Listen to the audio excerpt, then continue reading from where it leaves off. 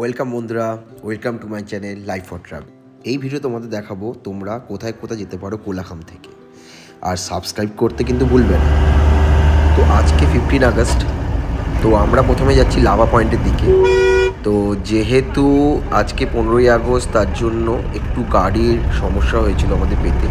তো এই গাড়িটাও আমাদেরকে একটা লাভা পয়েন্ট পর্যন্ত নিয়ে যাবে এবং তারপরে আমাদেরকে অন্য একটা গাড়িতে বাকি পুরো ট্রিপটা কমপ্লিট করা।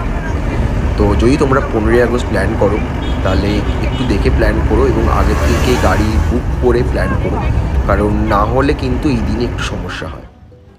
আজকের এই স্পেশাল দিন সবার প্রথম আমরা কিন্তু স্টার্ট করলাম আমাদের পতাকা উত্তোলন দিয়ে। তো খুব ভালো লাগছিল এবং আজকের এই স্পেশাল মুহূর্তটাকে কিন্তু আমরা এই ক্যামেরায় বন্দি করলাম।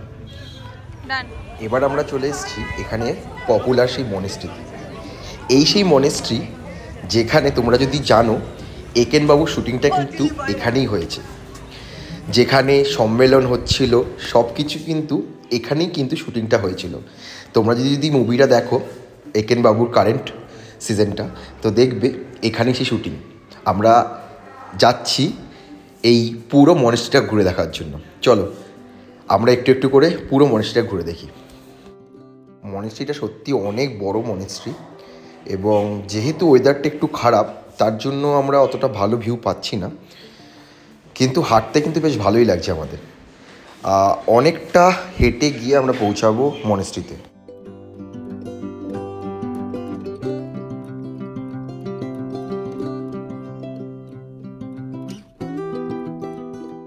আমরা যেহেতু টোটাল বুকিংটা করে আসিনি যে পুরো গাড়ি এনজিপি টু এনজিপি, তো সেই জন্য আমরা ওয়াইল্ড অর্কিডে হেসে আমরা কিন্তু গাড়ি বুক করেছিলাম হোটেল থেকে। তো সেখান থেকে গাড়ি ভাড়া বাবদ আমাদের পড়েছিল 4,500 টাকা। আমাদের সারাদিনের এই যতগুলো সাইট সিন আছে সব কটা সাইট সিন করাবার জন্য। তো সিজন ওয়াইজ এদের ভাড়াটা বিভিন্ন রকম হয়, তবে মোটামুটি 4 থেকে 4,500 টাকা, ম্যাক্সিমাম 5,000 টাকার মতো ভাড়া হয়ে যায়। সে বৃষ্টির মধ্যে ঘোরার মজাটাই আলাদা, কিন্তু আকাশটাকে পরিষ্কার থাকলে আরেকটু ভালো হতো।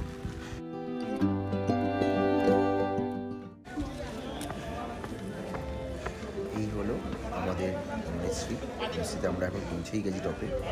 তো তোমরা দেখতেই পাচ্ছ খুব সুন্দর একটা মনেস্ট্রি, তার চারিপাশটা ততটাই সুন্দর, খুব পরিষ্কার পরিচ্ছন্ন জায়গা। জুতো খুলে আমাদেরকে ভেতরে ঢুকতে হবে। তো চল ভেতরে ঢোকা যাক। এখানে যেহেতু খুব আস্তে কথা বলতে হয় সেই জন্য আমি বেশি কথা বললাম না ভিডিওতে, তোমরা দেখো।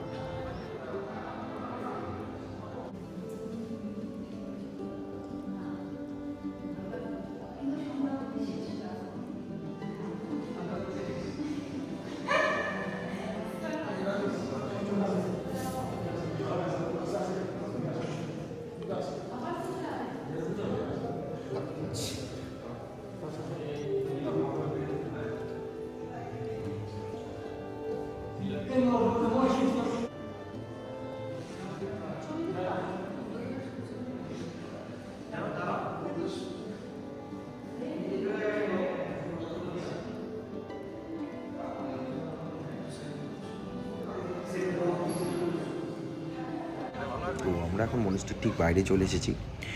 এখানে নিচে আরও একটা সুন্দর জায়গা রয়েছে, চলো দেখা যাক। প্রচণ্ড খাড়া সিঁড়ি, খুব আস্তে আস্তে নামতে হবে, ঠিক আছে? তোমরা দেখতেই পাচ্ছ কতটা আস্তে আস্তে আমি নামবো।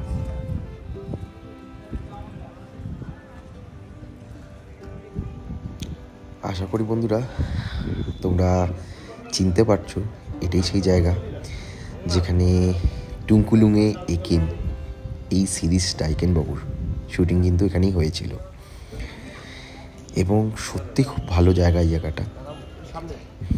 যেহেতু একটু ফগি ওয়েদার, আমাদের নিচের দিকে নেমে যেতে হবে, তাই বেশিক্ষণ আর স্টে করতে পারছি না। চলো এই পথ ধরে আমরা হেঁটে চললাম আমাদের নেক্সট গন্তব্যস্থলের দিকে। মানে আমাদের প্রথমে এখন যেতে হবে গাড়ির জন্য। আনফর্চুনেটলি গাড়িটা চেঞ্জ হচ্ছে, কারণ আজকে 15ই আগস্ট, তো সে অত বেশি লেট করতে পারবে না। তো তো এই চেঞ্জ করার পরই আমরা নতুন গাড়ি ধরে আমরা চলে যাবো ছাঙ্গে ফলসে।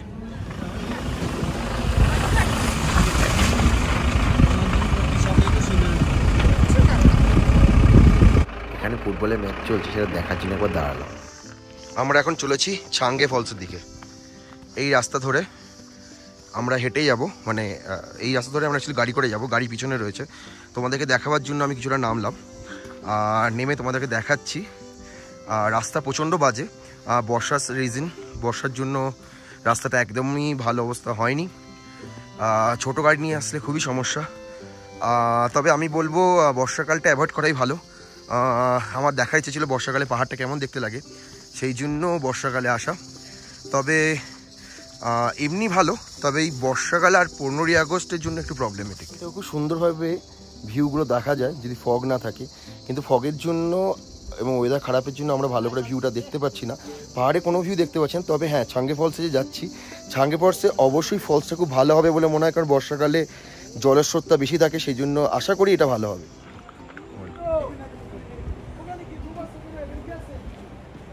চলো নামা যাক ছাঙ্গে ফলসের দিকে। 150খানা সিঁড়ি টপকে আমরা নিচে নামবো।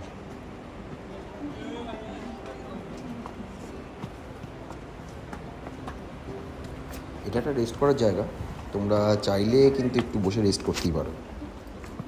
উপরে যেখান থেকে আমরা নামলাম সেখানে টিকিট কাটার ব্যবস্থা রয়েছে, তো টিকিট কেটে আমাদের এখানে নামতে হবে।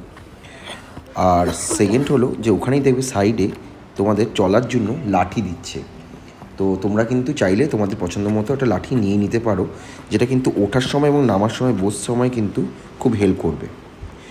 আর যদি তোমরা ছাঙ্গে ফলসে আসো, আমি অবশ্যই বলবো যে ছাতা কিন্তু অবশ্যই ক্যারি করো।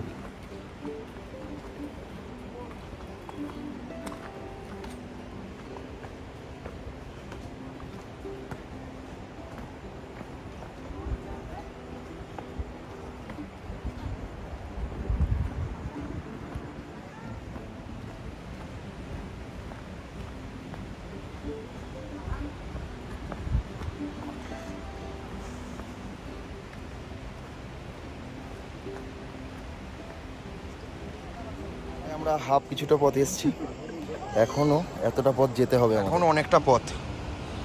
একটু একটু করে স্টেপ বাই স্টেপ আমরা নামছি, দেখা যাক। অনেকটা সময় নিয়েই নামতে হবে এবং ওঠার সময় আরও একটু বেশি সময় তো অবশ্যই লাগবে।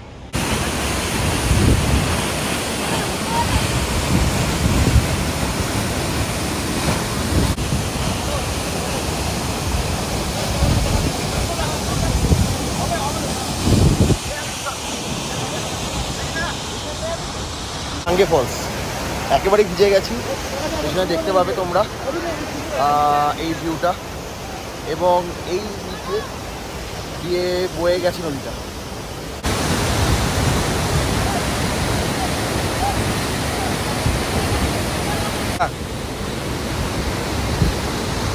এখান থেকে এখনো 150খানা সিঁড়ি আমাদেরকে উপরে উঠতে হবে। চলো ওঠা যাক তাহলে। ফাইনালি আমরা এসে পৌঁছালাম, আধ ঘন্টা মোটামুটি লেগেছে উঠতে। আমরা এখন চলেছি আমাদের হোমস্টের পথে। আমরা রয়েছি ওয়াইল্ড অর্কিড হোমস্টেতে।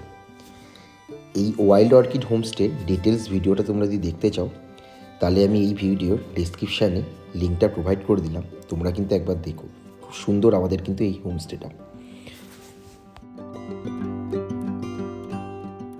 পরের দিন সকালে কিন্তু এক অপরূপ দৃশ্য দেখতে পেলাম, সেটা হলো আমাদের কাঞ্চনজঙ্ঘা। আমরা প্রথমে ভাবিনি যে এই ওয়েদারে এই কাঞ্চনজঙ্ঘা দেখতে পাবো, কিন্তু অবশেষে শেষ দিনে কিন্তু আমরা দেখতে পেলাম এই কাঞ্চনজঙ্ঘা। আমাদের ট্রিপটা সম্পূর্ণ কমপ্লিট হলো এই আজকের সকালটাকে নিয়ে। আর এখানে ফুটে থাকা অদ্ভুত সুন্দর প্রত্যেকটা ফুল যেন আমাদেরকে বারবার বলছে যে আমরা যেন বারবার তাদের কাছে আসি।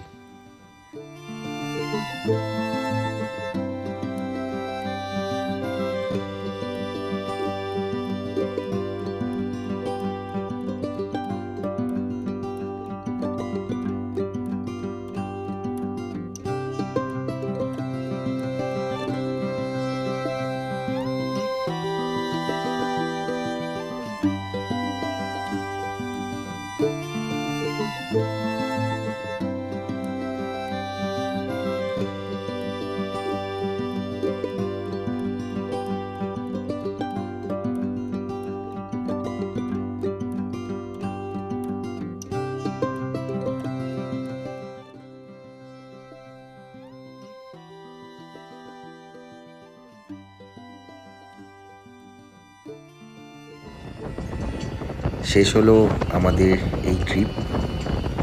আমরা ফিরে চলেছি আমাদের এনজেপি স্টেশনের পথে। আজকে আমাদের ট্রেন বন্দে ভারত, সেই ট্রেনে করে আমরা পৌঁছে যাব হাওড়া।